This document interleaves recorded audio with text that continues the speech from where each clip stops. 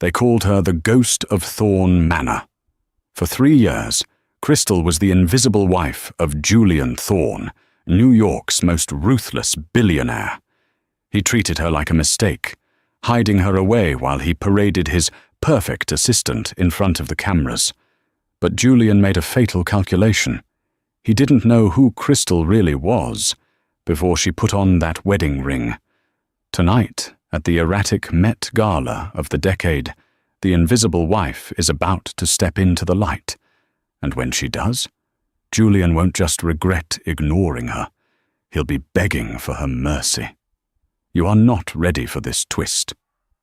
The silence in the penthouse was suffocating. It wasn't the silence of peace. It was the silence of a vacuum where all warmth had been sucked out. Crystal Vance, legally Crystal Thorn, sat at the edge of the sprawling king-sized bed, her fingers tracing the cold silk of the duvet. The digital clock on the bedside table read 2:42 a.m. He wasn't coming home. Again. To the outside world, Julian Thorn was the titan of tech, the man who had revolutionized renewable energy infrastructure with Thorn Dynamics. He was the face on the cover of Forbes, the man every woman in Manhattan wanted, and every man wanted to be. But to Crystal, he was just a ghost who occasionally stopped by to change suits. She stood up, walking toward the floor-to-ceiling windows overlooking Central Park. Her reflection in the glass looked tired. At 26, she should have been vibrant. Instead, she wore beige cardigans and tied her hair back in a severe, sensible bun, just the way Julian liked it. "Don't draw attention to yourself, Elle," he had told her on their wedding day. It wasn't a request, it was an order. "My life is complicated enough. I need peace at home, not a spectacle." So she became peace. She became nothing.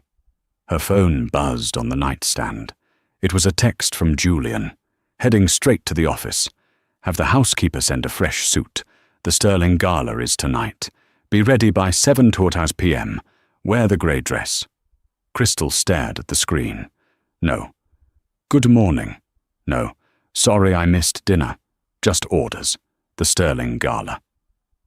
It was the event of the season, hosted by Marcus Sterling, the elusive British investor whose approval Julian desperately needed for his new venture, Project Aurora. If Julian secured Sterling's backing, he would become a trillionaire. If he failed, Thorn Dynamics might collapse under its own debt. "The grey dress," she whispered, a bitter smile touching her lips. It was a shapeless, dull thing he had bought her 2 years ago. It made her look like a governess, easily blending into the wallpaper. That was the point. Julian wanted a prop, not a partner. She walked into her walk-in closet, pushing past the rows of beige and grey Julian insisted she wear. Her hand landed on a hidden panel at the back of the closet. She pressed it, and a small false wall clicked open. Inside, the lighting was different, warmer.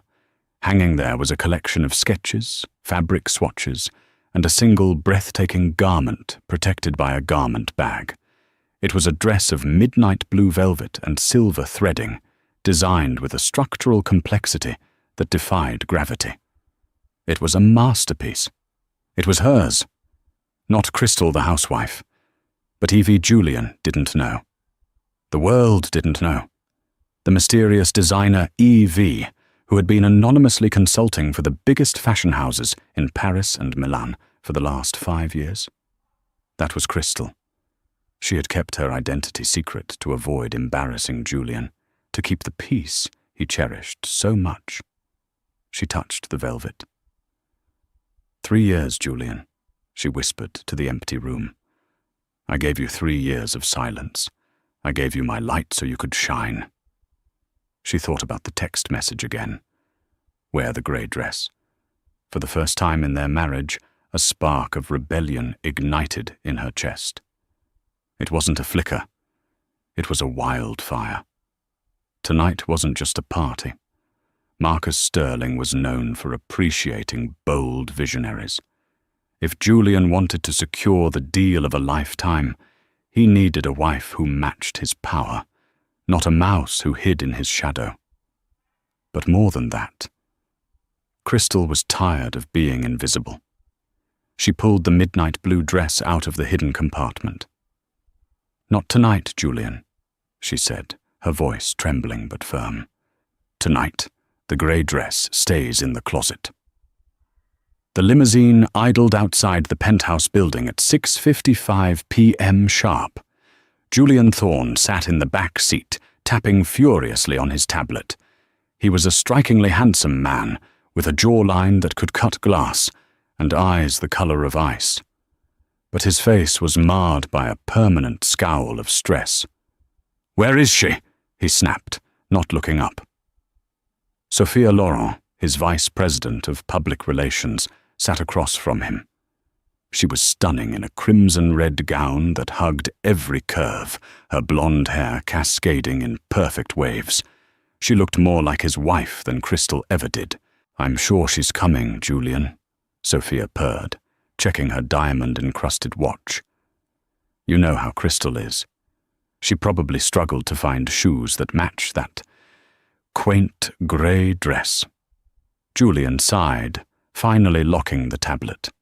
"I don't have time for this. Sterling is going to be there at 7:30. I need to catch him before the dinner service starts." "You should have just taken me as your +1, Sophia said, leaning forward, her hand brushing his knee. "I know the Sterling portfolio inside out. Crystal doesn't even know who Marcus Sterling is." "She's my wife, Sophia. It's about optics. The family man image plays well with the British investors." Julian checked his watch again. 6:58 p.m. The door to the building opened. Julian glanced out the window, expecting to see the drab grey figure of his wife scuttling toward the car. He froze. The doorman was holding the door open for a woman, but for a split second, Julian didn't recognize her. She was wearing midnight blue. The dress was architectural, with a high neck that plunged into a daring V-back, the fabric shimmering like a starless night sky. It was cinched at the waist with a belt of crushed diamonds. Her hair, usually trapped in a bun, was loose, falling in dark, glossy waves around her shoulders. Her makeup was sharp, a bold red lip and winged eyeliner that made her brown eyes look dangerous. It was Crystal. Sophia gasped, her hand flying to her mouth. "What on earth is she wearing?" Julian's jaw tightened. He rolled down the window as Crystal approached the car. She moved with a grace he hadn't seen in years, her head held high. The paparazzi stationed outside the building, usually uninterested in the boring Mrs. Thorne, suddenly began snapping photos frantically. Flash, flash, flash. Crystal slid into the car, bringing with her a scent of jasmine and oud, not the baby powder scent she usually wore. "You're late," Julian said, his voice cold. He didn't compliment her. He didn't look at her with desire. He looked at her with annoyance. "And what is that? I told you the grey dress." Crystal smoothed the velvet over her lap, meeting his gaze evenly. The grey dress had a stain. This was the only alternative. "A stain?" Sophia scoffed, eyeing the expensive fabric of Crystal's gown with jealous scrutiny. "That looks like a bespoke piece, Crystal. Did you blow the monthly household budget on a rental?" "It's not a rental," Crystal said softly. "It's too much," Julian snapped, signaling the driver to move. "You look like you're trying to compete with the disco ball. Sterling is a traditionalist. He likes modesty." "Modesty doesn't mean invisibility, Julian," Crystal replied. Her heart was hammering against her ribs, but she kept her face impassive. "Don't lecture me on business," Julian shot back, returning to his tablet. "Just stay in the background tonight. Don't speak unless spoken to. And for God's sake, don't try to discuss the market. Stick to the charity work or the weather." Sophia smirked. Don't worry, Julian. I'll handle the heavy lifting with Mr. Sterling. Crystal can sit with the wives. Crystal turned her head to look out the window as the New York skyline blurred past. The old Crystal would have apologized. The old Crystal would have shrunk into the leather seat and held back tears. But the woman looking at the reflection in the window wasn't crying. She was calculating. He thinks I'm a liability, she thought.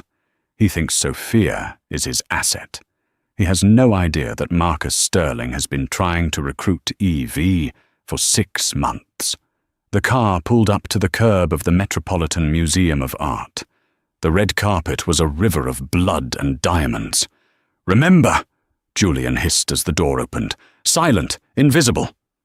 Crystal stepped out of the car. The roar of the crowd was deafening.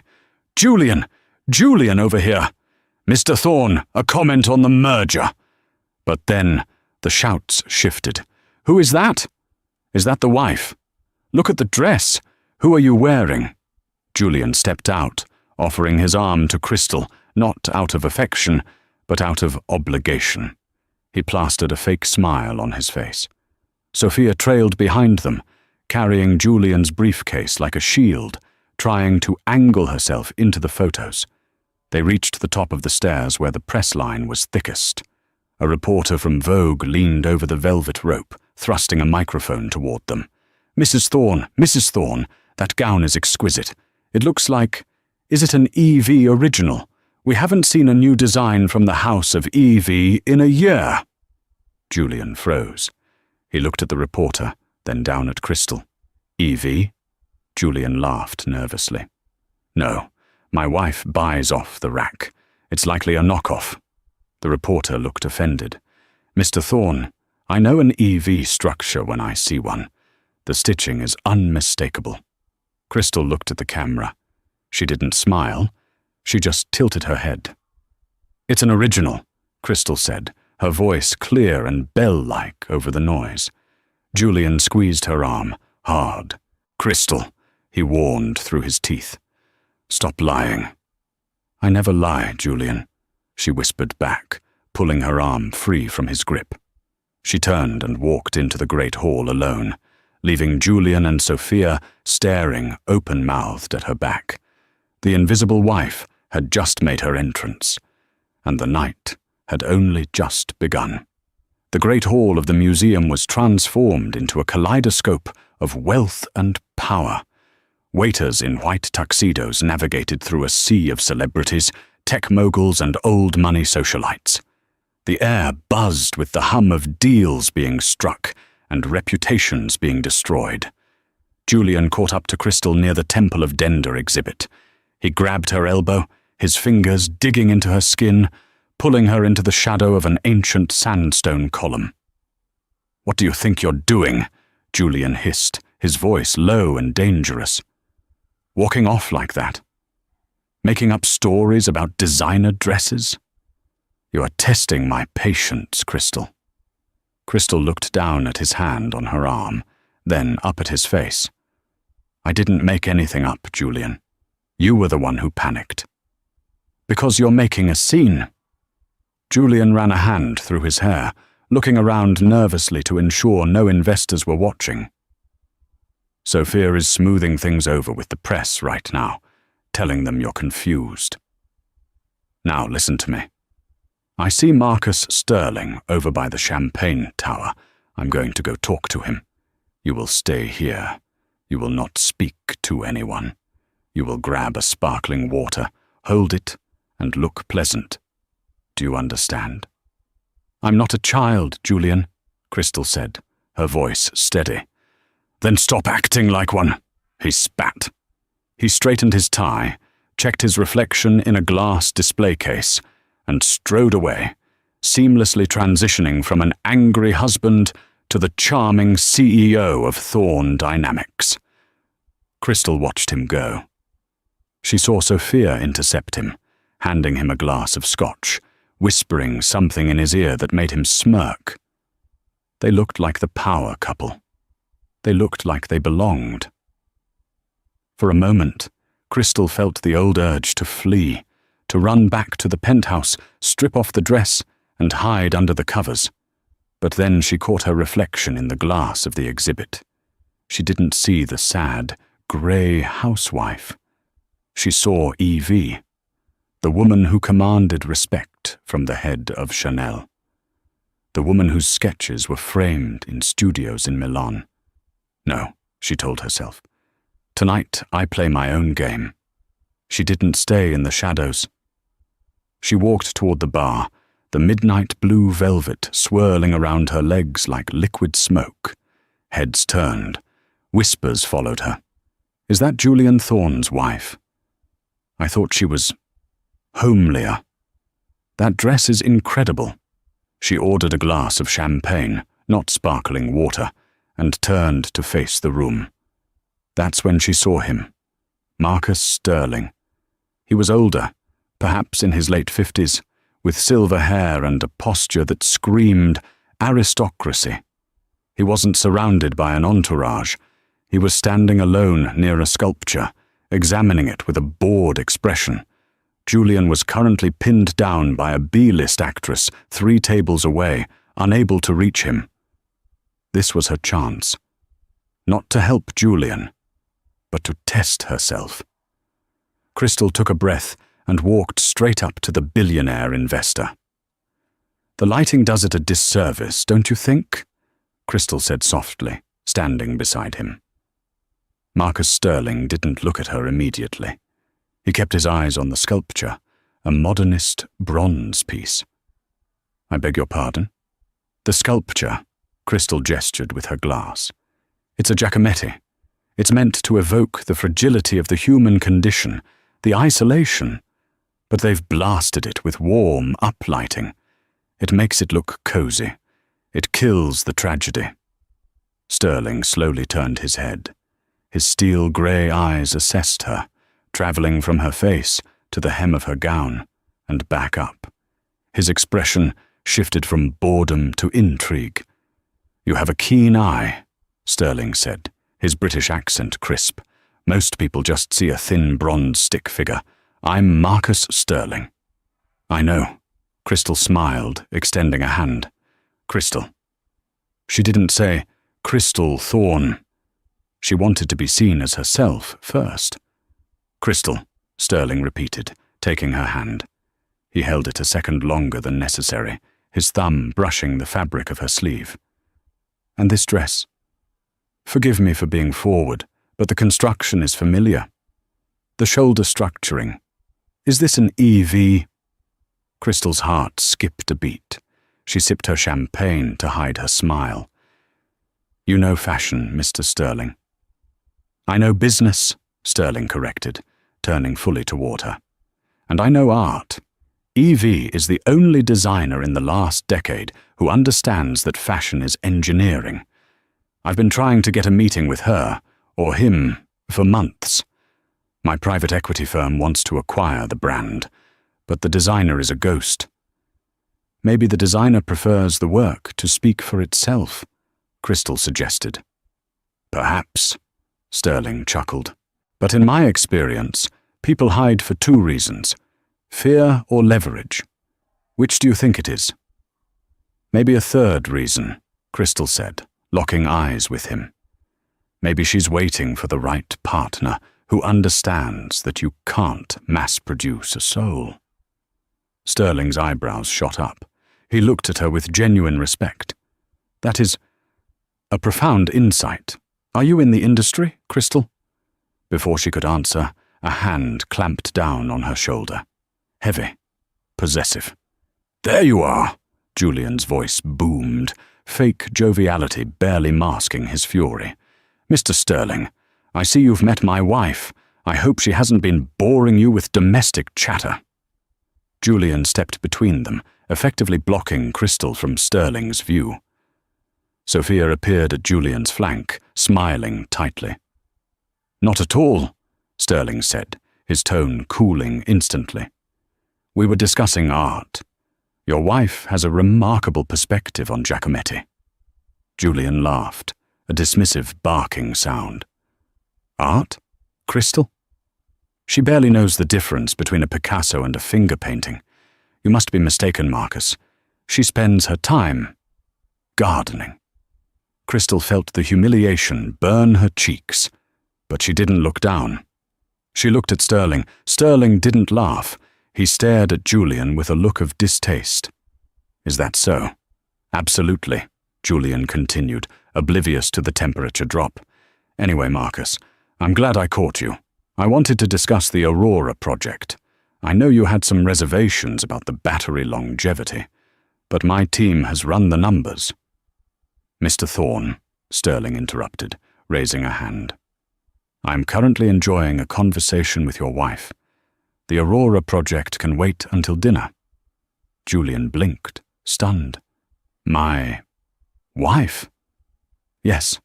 Sterling stepped around Julian, offering his arm to Crystal. Crystal, the dinner bell is about to ring. I believe the seating chart has me at the head table. Would you do me the honor of sitting next to me? I want to hear more about your theory on leverage. Julian's mouth fell open. Sophia looked like she had swallowed a lemon. But, Julian stammered, the seating chart is fixed. Crystal is at table 14. Table 14 was by the kitchen.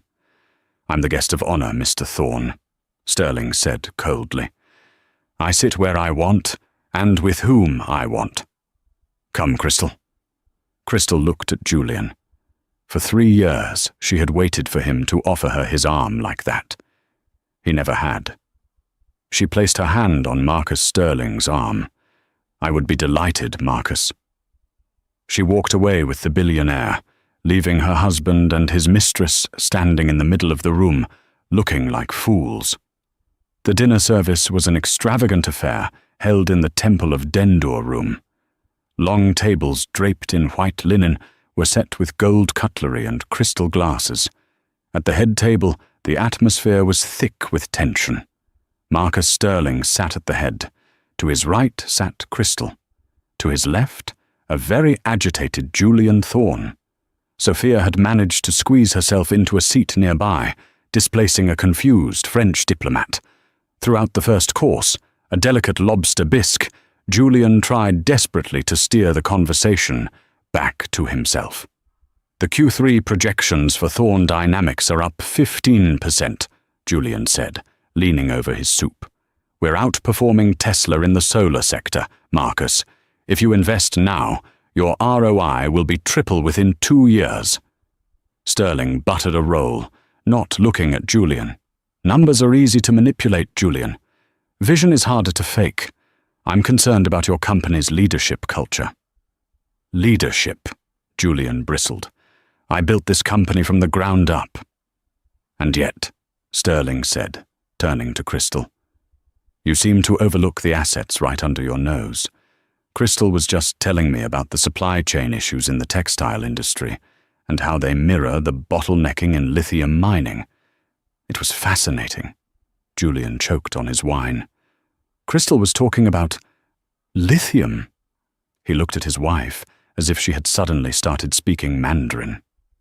Crystal took a calm bite of her salad. It's simple logistics, Julian, she said, her voice smooth. Fashion relies on raw materials just like tech. When the silk yield in Guizhou dropped last year due to the drought, the market shifted to synthetic blends.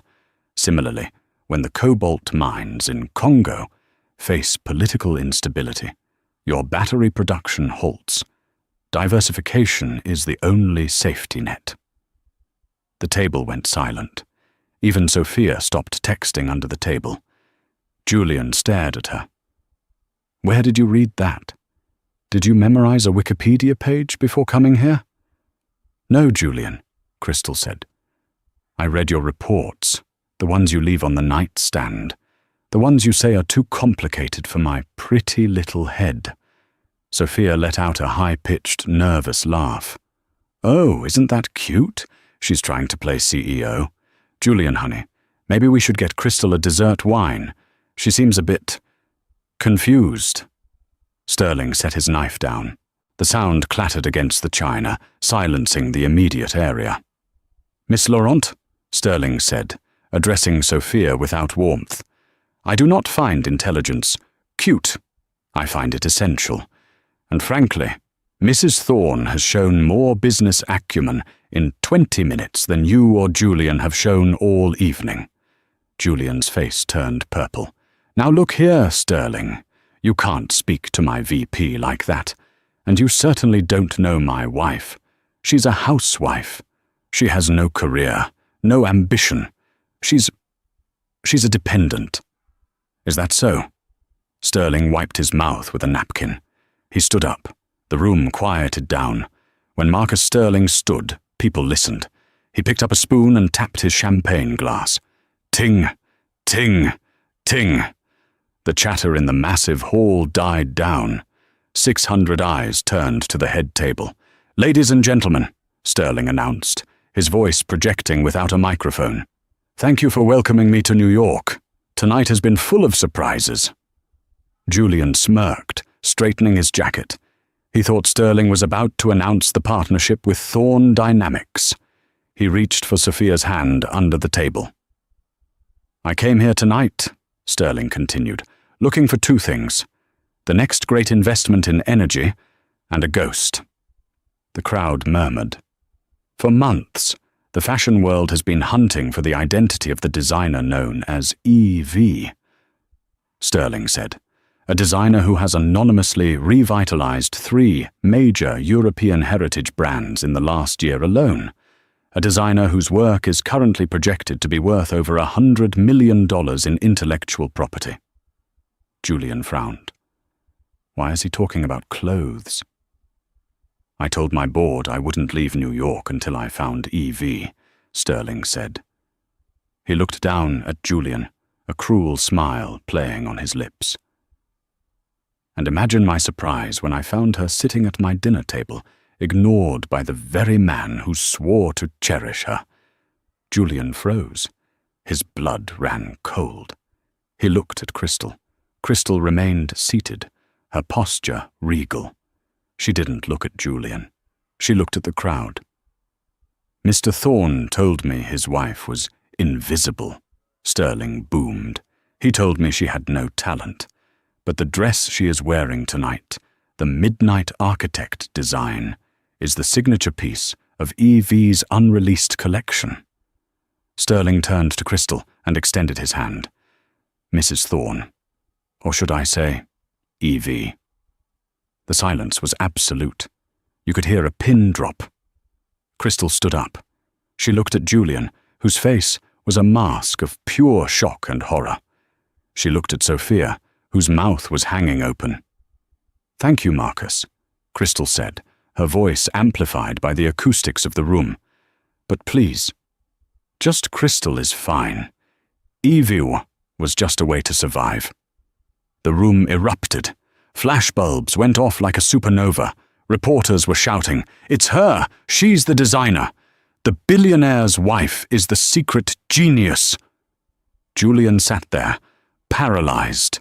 His mind was racing. Evie? The designer everyone talks about? The one making millions? My wife? He realized with a sinking feeling in his gut that the woman he had called a burden was likely richer and certainly more respected than he was at this very moment. He stood up, scrambling to regain control. "Crystal! Crystal, honey! Why didn't you tell me? This is wonderful. We can—" Crystal turned to him. The cameras caught every second of it. "We?" she asked, her voice cutting through the applause. "There is no we in this, Julian. You wanted me invisible. You wanted a ghost. Well, ghosts don't have business partners." She turned back to Sterling. "Marcus, I believe you wanted to discuss an acquisition. I have my portfolio in the car, but I'm afraid my husband won't be joining us. He has a peaceful home to get back to." "Excellent," Sterling grinned. "My car is waiting." Crystal stepped away from the table, leaving Julian standing alone in the spotlight of his own humiliation. The crowd wasn't looking at him with envy anymore. They were looking at him with pity and mockery. As Crystal walked away, the midnight blue dress trailing behind her, Julian realized the night wasn't just a disaster. It was the beginning of the end. But the story wasn't over. Julian Thorne was a shark, and sharks bite when they bleed. The ride back to the penthouse for Julian and Sophia was a descent into hell. Julian didn't speak. He sat in the darkness of the limousine, staring at his phone, watching the stock price of Thorne Dynamics wobble in the aftermarket trading. The hashtags Rojo Crystal Thorne and Osto EVR revealed were trending worldwide, eclipsing the Thorne Dynamics launch completely. Sophia, sensing the shift in power, tried to salvage her position. Julian, it's just a PR stunt. She's bluffing. Even if she is this designer, she's still your wife. Under New York law, marital assets are shared. If her brand is worth millions, half of that is yours. Julian's eyes snapped up, a predatory glint returning to them. You're right. No prenup. He laughed, a cold, humorless sound. She thought she could humiliate me. She just handed me a golden parachute. If Sterling buys her brand, he's paying me. When they arrived at the penthouse, the place was already different. The lights were on, all of them. Julian stormed in, ready to dictate terms. Crystal, get out here. But Crystal wasn't cowering in the bedroom. She was in the living room, standing amidst a sea of cardboard boxes. She wasn't packing her clothes. She was packing books, documents, and the small personal items that made the house a home. She was wearing jeans and a simple white t-shirt, the midnight blue gown carefully hung in a garment bag near the door. She looked younger, lighter. You're back early, Crystal said calmly, taping a box shut. Did Sterling kick you out? Don't get cute with me, Julian snarled, kicking a box aside. You think you're clever? Walking out like that? Do you have any idea how much damage you caused my reputation tonight? I didn't damage your reputation, Julian. I just stopped propping it up, Crystal replied, picking up a stack of files. Sophia stepped forward, crossing her arms. You're making a mistake, Crystal. Julian is going to sue you for everything. Abandonment of the marriage, emotional distress, and half your little fashion empire, Julian added, stepping into her personal space. We're married, Elle. Everything you built in that closet, it's mine too. You want a divorce? Fine. But I'm taking 50% of EV, and I'm selling it to the lowest bidder just to spite you. Crystal stopped moving. She looked at Julian with a mixture of pity and amusement. I expected you to say that, she said softly. You always were predictable when it came to money. But you forgot one thing, Julian. What's that? I didn't start EV after we got married, she said, pulling a thick legal document from her bag. She tossed it onto the glass coffee table. I started it 6 months before the wedding. And this? This is the intellectual property deed. It's held in a blind trust in the Cayman Islands. Under my maiden name, you have no claim to it. Not a cent.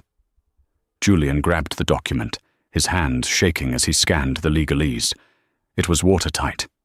You planned this, he whispered, looking at her with genuine fear for the first time.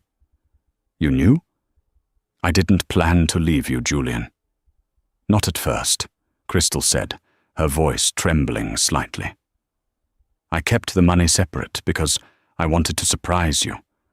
I wanted to use it to help you pay off the debt for Project Aurora. I was going to give it all to you on our anniversary next month. The silence in the room was deafening. Julian looked as if he had been punched in the gut. He had been chasing Marcus Sterling for funding, ignoring the wife who was sitting on a fortune she intended to gift him. But then, Crystal continued, her eyes hardening, you brought her into our home. She gestured to Sophia. You treated me like a servant. You told me I was invisible. So I decided to disappear. "Crystal, wait," Julian stammered, reaching for her hand. The reality of his loss was crashing down. It wasn't just the money. It was the realization that he had thrown away the only person who actually cared about him. "We can fix this. I can fire Sophia, right now. Sophia, get out!" Sophia gasped. "Excuse me?" "You heard him," Crystal said, picking up her bag. "But it doesn't matter. I'm not leaving because of Sophia. I'm leaving because of you, Julian. You're empty. And I'm done pouring myself into a black hole." She walked to the door, the doorman already waiting to take her boxes. "You walk out that door, Crystal, and I will destroy you," Julian screamed, his desperation turning back into rage. "I will bury you in lawsuits. I'll tell the press you're mentally unstable. You'll never sell another dress in this town." Crystal paused at the elevator. She turned back one last time. "Watch me," she said. The doors closed. The next 3 months were a bloodbath, played out on the front pages of the New York Post and the Wall Street Journal. Julian made good on his threat. He hired the most aggressive divorce attorneys in Manhattan.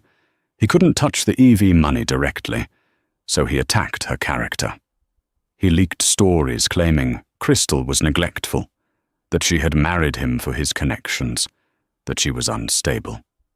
The crazy seamstress, "Billionaire claims wife, hallucinated career," read one headline.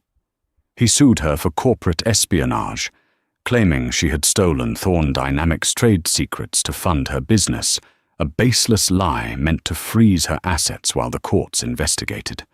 For weeks, Crystal's bank accounts were frozen. She couldn't access her EV funds. She was living in a hotel room paid for by Marcus Sterling, who had become her mentor and business partner.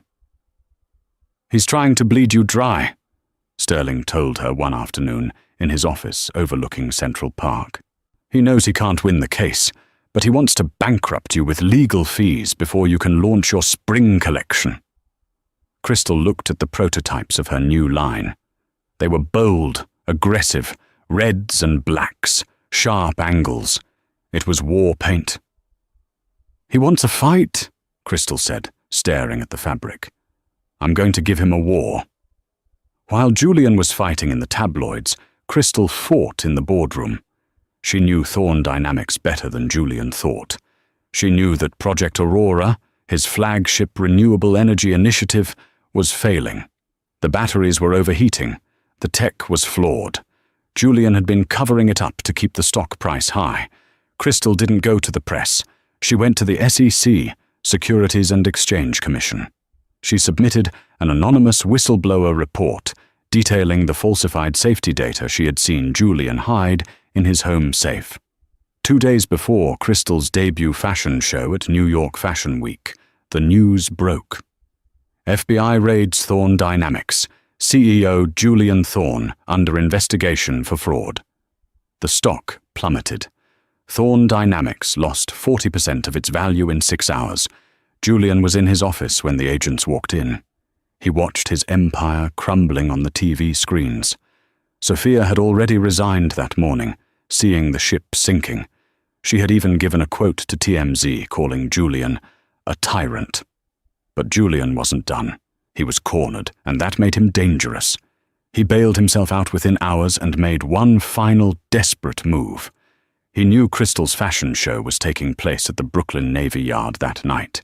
He knew Marcus Sterling had invited the top investors from around the world.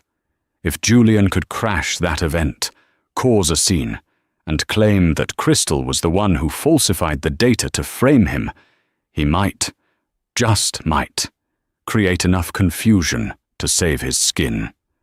He grabbed his coat and headed for the Navy Yard. He wasn't going as a CEO. He was going as a husband, scorned. The Dougal greenhouse at the Brooklyn Navy Yard was vibrating. It wasn't just the bass from the sound system, which thumped against the chest like a second heartbeat. It was the sheer, electric anticipation hanging in the air. This wasn't just a fashion show. It was a coronation. Inside the massive industrial space, The elite of the world had gathered. The lighting was dim, bathed in deep, bruised purples and violently bright whites. The runway was a jagged strip of black glass that looked like an oil slick cutting through the room. In the front row, Marcus Sterling sat next to the editor-in-chief of Vogue, his face a mask of proud anticipation. Behind them, a sea of A-list celebrities, tech investors, and hungry influencers held their phones aloft, ready to live-stream the debut of EV's Resurrection collection to millions. Backstage, the atmosphere was controlled chaos. Crystal Vance stood in front of a floor-to-length mirror. She wasn't wearing the midnight blue gown tonight. She was wearing a tuxedo, sharp, severe, and entirely white. It was a suit of armor. Her hair was slicked back, her face devoid of the soft, apologetic makeup she used to wear for Julian. She looked like a blade. 5 minutes to curtain, Ms. Vance, the stage manager whispered, tapping his headset. Is everything in position? Crystal asked, her voice steady. Everything. The lighting cues, the sound mix, and security at the south entrance has been relaxed, just as you ordered. Crystal nodded. She looked at her reflection one last time. She didn't see the heartbroken wife anymore. She saw the executioner. Let him in, she whispered. Outside, the wind off the East River was biting, but Julian Thorne didn't feel the cold. He was burning up. Sweat matted his expensive dress shirt to his back. His tie was gone. His suit jacket was unbuttoned, flapping uselessly in the wind. He looked nothing like the titan of tech who graced the cover of Forbes. He looked like a man hunted. For the last 48 hours, Julian had been living a nightmare. The FBI raid had been swift and brutal. They had seized his servers, his laptops, and his passport. The freezing of his personal assets meant he couldn't even pay his driver. He had taken a cab to Brooklyn and stiffed the driver, running the last 2 blocks on foot. He was fueled by a singular, manic delusion. Crystal was behind this, but she was weak. She had always been weak. If he could just get to her, if he could just get in front of the cameras and scream his truth that she was a corporate spy, a saboteur, a liar, he could flip the narrative. He could create enough confusion to stall the stock plummet. He was Julian Thorne. He could talk his way out of anything. He reached the south entrance. He expected a wall of security. He expected to have to fight. Instead, the heavy metal door was unguarded. It was slightly ajar. Julian didn't question it. His narcissism wouldn't let him. They're afraid of me, he thought. They know I still own this city. He shoved the door open and stumbled into the backstage darkness. The noise was deafening here. Models towering and alien in their beauty rushed past him in clouds of hairspray and tulle. They wore garments that looked like debris, shredded silk, burned velvet, metal corsets that looked like car wrecks. It was aggressive. It was terrifying. "Crystal!" Julian screamed, but his voice was swallowed by the industrial techno pounding from the speakers. He pushed a rack of clothes aside, sending hangers clattering to the concrete floor. He saw her. She was standing near the curtain that separated the backstage area from the runway. She was bathed in a pool of white light, checking a clipboard. She looked so calm, so untouchable. The sight of her broke something inside him. "You!" Julian roared, lunging forward. He grabbed her shoulder, spinning her around. Crystal didn't flinch. She didn't gasp. She just looked at him, her dark eyes flat and bored. "You're late, Julian," she said, her voice cutting through the noise. "I expected you 10 minutes ago." "You set me up," Julian spat, his face inches from hers. He smelled of scotch and fear. "You gave those files to the SEA. You leaked the battery data. You destroyed my life." "I didn't leak anything, Julian," Crystal replied, brushing his hand off her shoulder as if it were a speck of dust. I submitted a formal report regarding safety violations. You decided to cut corners on the cooling systems to save 12 cents per unit. You decided to put explosive batteries in family cars. I didn't destroy your life. I saved the people who would have bought them. I am Thorn Dynamics, Julian screamed, his veins bulging in his neck. I am the visionary. You're nothing. You're a seamstress playing dress-up with my money. I'm going to go out there. He pointed a shaking finger toward the curtain. And I'm going to tell the world who you really are. A fraud. A thief. Crystal smiled. It wasn't a nice smile. You want to go out there? She tilted her head. You want to address the audience? I'm going to ruin you, Julian hissed. Okay, Crystal said. She reached into her pocket and pulled out a wireless microphone. She clicked it on. Go ahead. She shoved the microphone into his chest. Julian blinked, confused by her compliance. He grabbed the mic. This was it. His moment. He would charm them. He would destroy her. Watch me, he sneered. He turned toward the heavy velvet curtain, but he didn't have to walk through it. Crystal raised her hand and snapped her fingers. Click. High above them, massive hydraulic winches engaged. The entire back wall, the heavy black velvet curtain that separated the backstage chaos from the polished runway, didn't just part. It rose. In 2 seconds, the barrier between Julian and the world vanished. The light was blinding. Julian shielded his eyes, stumbling back. When his vision cleared, his blood turned to ice. He wasn't backstage anymore. The backstage area was actually the top of the runway. The stage design was open concept. He was standing on a raised platform, illuminated by 12 spotlights. And in front of him, 3,000 people. The entire audience was staring right at him. The silence was instantaneous. The music cut out.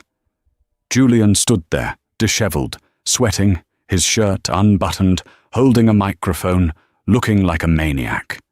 He looked at the front row. He saw Marcus Sterling. He saw the press. He saw the red lights of the cameras. Ladies and gentlemen, Crystal's voice boomed over the main PA system. She wasn't holding a mic. She was wearing a headset. She stepped out from the shadows, standing next to Julian, pristine in her white tuxedo. Welcome to the Liberation, Crystal announced, her voice echoing through the massive hall. Art is often an imitation of life. But tonight, we wanted to show you the raw reality of it. She gestured to Julian as if he were a mannequin. We talk about empowerment in fashion, Crystal continued, walking a slow circle around her frozen, terrified husband. But we rarely talk about what we have to overcome to get there. We don't talk about the weight we carry, the voices that tell us to be small, to be quiet, to be invisible. She stopped in front of Julian. This is Julian Thorn, she said. The name landed like a curse. Once a billionaire, once a husband, now a lesson. Julian's mind was racing. Speak, he told himself. Defend yourself. He raised the microphone to his trembling lips. She's lying, he croaked. The sound feedbacked, a high-pitched squeal that made the audience wince. She stole my company. She's a fraud. Nobody gasped. Nobody looked shocked. Instead, a ripple of applause started in the back. Then it grew. People were nodding. They thought this was a performance. They thought Julian was an actor, hired to play the role of the desperate, patriarchal villain crumbling before the powerful woman. Bravo! Someone shouted from the second row. No! Julian screamed, panic setting in. I'm not acting. I'm Julian Thorn. Listen to me. They are listening, Julian, Crystal said softly, leaning in close so only he could hear. They're listening to a man who has lost everything because he was too arrogant to see the cliff he was driving off. Crystal turned to the DJ booth high above. She nodded. The music kicked back in. Not techno this time, but a soaring, operatic aria. "And now," Crystal shouted, "the finale." She pointed to the far end of the runway. The main doors of the greenhouse opened. Blue and red lights flashed against the night sky. 4 figures walked onto the runway. They weren't models. They were wearing windbreakers with 3 letters emblazoned on the back in yellow. FBI. The audience went wild. They stood up, cheering. They thought it was the most realistic, avant-garde fashion statement of the decade. The commentary on white-collar crime. The realism. Genius. Julian saw the agents marching toward him down the long, black glass runway. "No," he whimpered. He dropped the microphone. It hit the floor with a heavy thud. He turned to run, but Crystal blocked his path. "Don't run, Julian," she said. "It ruins the composition." The agents reached the platform. They didn't smile. They didn't wave to the crowd. They walked straight up to Julian Thorne. "Julian Thorne," the lead agent said, his voice carrying without a mic. "You are under arrest for securities fraud, embezzlement, and conspiracy to commit wire fraud." Rough hands grabbed Julian's arms. He tried to pull away, his dignity shattering completely. "Get off me! Do you know who I am?" Julian shrieked as the handcuffs clicked. The metallic sound was crisp. "Yes," Crystal said, stepping back to let the photographers get the shot. "You're the man who used to own this town." The agents spun him around. As they marched him down the runway, the walk of shame televised to the entire world, Julian looked into the crowd. He saw the faces of men he had done business with, women he had flirted with. They were all clapping. They were filming him. He looked back one last time at the top of the stage. Crystal stood there, alone, bathed in the white spotlight. She wasn't looking at him. She was looking up, her arms raised to accept the ovation. She looked like a phoenix rising from the ashes of his life. As he was shoved into the back of a squad car outside, the last thing Julian heard was the roar of the crowd chanting her name. "Evie! Evie! Evie!" 6 months later, the office was quiet. It was the penthouse suite of the building formerly known as Thorne Tower. The sign out front had been changed 3 weeks ago. It now read, Vance Global. Crystal sat behind the massive oak desk that used to be Julian's. The room had been remodeled. The cold, sterile steel and glass were gone, replaced by warm woods, soft velvets, and art that actually meant something. She signed the final page of a thick stack of documents and capped her pen. "It's done?" Marcus Sterling asked. He was sitting on the sofa, sipping an espresso. "It's done," Crystal said, sliding the folder across the desk. "The acquisition is finalized. I officially own 100% of Thorne Dynamics assets, patents, and real estate." "And the liabilities?" "Liquidated," Crystal said. "We sold off the bad battery tech to a recycling firm. We're pivoting the entire infrastructure to the new sustainable textile weaves I developed. We're turning his battery factories into loom mills." Marcus smiled. Poetic justice, turning a toxic empire into something that creates beauty. "It's not just beauty, Marcus. It's structure. It's strength," Crystal corrected. She stood up and walked to the window. The view of Manhattan was breathtaking. It was the same view Julian had looked at every day, but he had never really seen it. He had only seen what he could take from it. "Have you heard from him?" Marcus asked quietly. Crystal didn't turn around. "His lawyer called yesterday. Julian is trying to cut a deal. He offered to give up his offshore accounts if I wrote a letter of leniency to the judge. And? I told the lawyer that I don't write fiction," Crystal said. She touched the glass of the window. Somewhere, in a federal holding facility in upstate New York, Julian was sitting in a grey cell, wearing a grey jumpsuit. The irony wasn't lost on her. He had forced her to wear grey for 3 years to make her invisible. Now, grey was the only colour he would see for the next 15 years. She turned back to the room, to her company, to her life. "He ignored me when I was standing right beside him," Crystal said, a small, satisfied smile playing on her lips. "I think it's only fair that I ignore him now."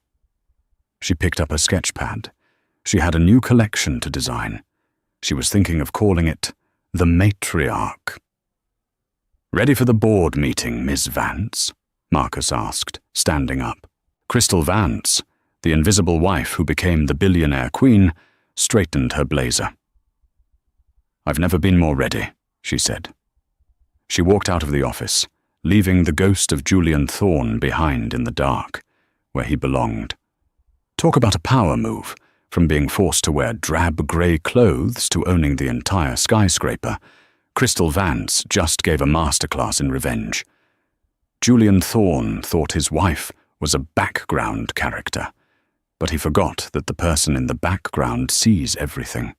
It really makes you wonder, how many people are being underestimated right now, just waiting for their moment to take over the runway? What do you guys think? Was Crystal's performance art trap too cruel? Or did Julian get exactly what he deserved for his arrogance? I want to hear your theories. If you were Crystal, would you have visited him in prison to gloat, or was ignoring him the ultimate punishment? Let me know in the comments below. If you loved this story of justice and high-fashion drama, please hit that like button. It really helps the channel grow.